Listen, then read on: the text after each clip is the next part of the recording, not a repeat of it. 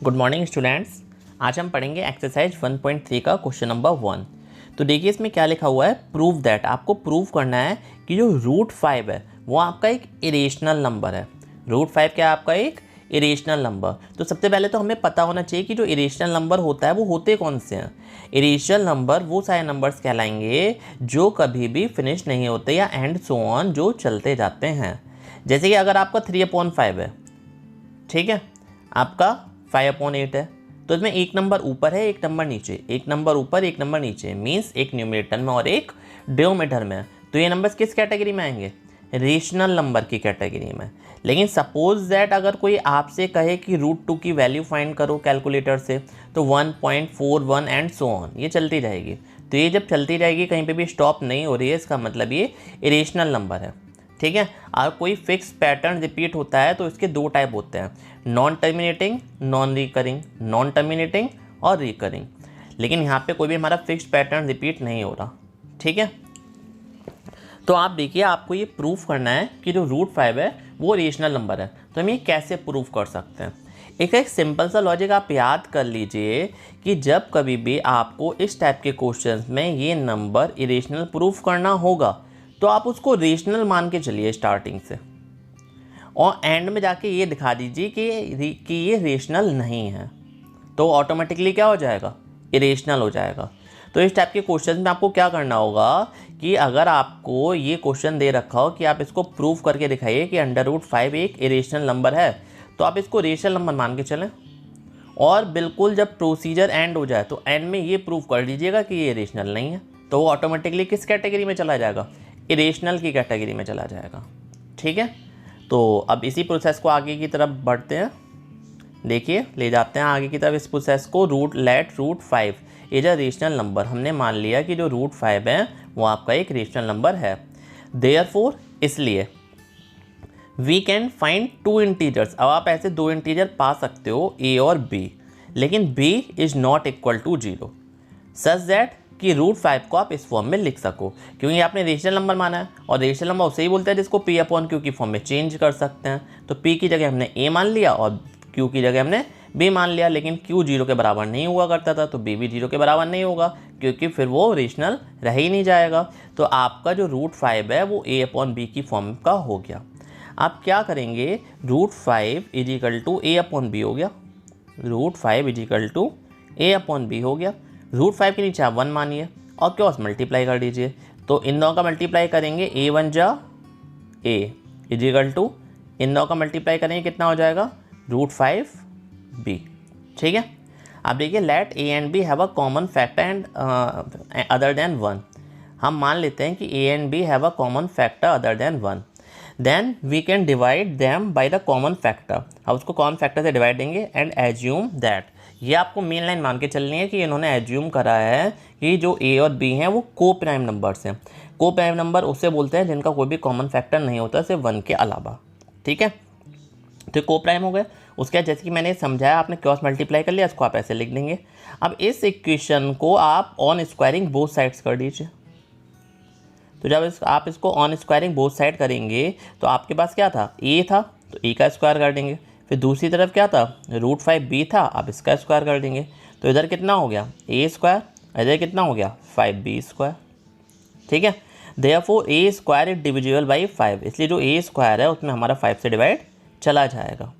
And it can be said that, और ऐसा कहा भी जा सकता है a इज डिविजिबल बाई 5, कि a में 5 का डिवाइड जा रहा है। क्योंकि देखिए, जब a²/5 लिखेंगे तो इसका मतलब क्या हो गया? b², मतलब a²/5 लिखा = b²। इसका मतलब जब 5 का डिवाइड हमने दिया तभी तो b² आया। इसका मतलब a² में 5 का डिवाइड जा रहा है, तो हमारा कितना आ गया? हमारा b² आ गया। तो इससे क्या चीज़ क्लियर होती है कि a² is divisible by 5 and it can be said that, और हम ये भी कह सकते हैं कि a इज डिविजिबल बाई 5।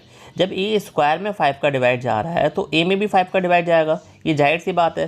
देखिए, आप कोई भी नंबर लीजिए, 8 लीजिए, अगर 8 में 2 का डिवाइड जाएगा तो 8 का स्क्वायर करिए, 64, तो 64 में भी तो 2 का डिवाइड जाएगा। अब इसका उल्टा कर लीजिए, अगर 64 में 2 का डिवाइड जा रहा है तो फिर 8 में भी तो 2 का डिवाइड जाएगा। ये एक बेसिक सा फैक्ट है, इसको अपने माइंड में आप रखिएगा। और उसके आगे क्या लिखा हुआ है वो आप पढ़ते हैं। अब देखिए, ए में आपका 5 का डिवाइड जाएगा, लेकिन कितनी बार जाएगा ये हमें नहीं पता ना, तो आपको कुछ ना कुछ मानना पड़ेगा। जब 5 का डिवाइड जा रहा है ए में, तो हमने मान लिया कि के बार जाएगा, सही है। ए में जब 5 का डिवाइड दोगे तो कितनी वैल्यू आएगी, हमने मान लिया कि के आंसर आ जाएगा। अब आप इनका क्रॉस मल्टीप्लाई कर दीजिए, तो ए इज इक्वल टू कितना हो जाएगा 5 के। तो देखिए let a is equal to 5 के, और यहाँ पे के क्या है, कोई भी एक इंटीजर हो सकता है। अब आप इसका ऑन स्क्वायरिंग बोथ साइड्स कर दीजिए, तो आप इसका ऑन स्क्वायरिंग बोथ साइड करेंगे तो ए स्क्वायर इज इक्वल टू 5 के स्क्वायर हो जाएगा। और पहले आपके पास क्या था, A square is equal to 5b square. तो दोनों जब ए स्क्वायर की वैल्यूज हैं तो फिर LHS इक्वल है, तो आपकी RHS भी तो इक्वल हो जाएगी। तो 5k square is equal to 5b square.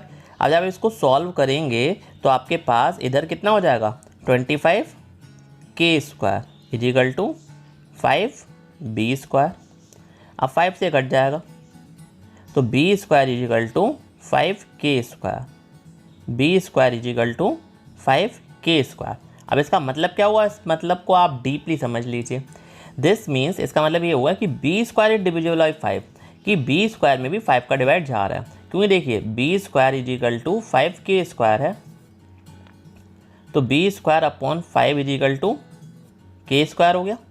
ठीक है, इसका मतलब b स्क्वायर में 5 का डिवाइड जा रहा है ना, तो b में भी 5 का डिवाइड जाएगा। क्लियर। तो b square is divisible by 5 and hence b is divisible by 5, तो b में भी 5 का डिवाइड जा रहा है। आप यहाँ पे देखिए, आपने पहले क्या लिखा था कि a में भी 5 का डिवाइड जाएगा, ये देखिए a इज डिविजिबल बाई 5, आपने क्या लिखा b इज डिविजिबल बाई 5। लेकिन आपने जो स्टार्टिंग में a और b माने थे वो तो आपने को प्राइम माने थे, कि उनमें कोई कॉमन फैक्टर ही नहीं है सिर्फ 1 के अलावा। तो अब ये कॉमन कैसे हो गया, मतलब a में डिवाइड जा रहा है 5 से और b में भी डिवाइड जा रहा है 5 से।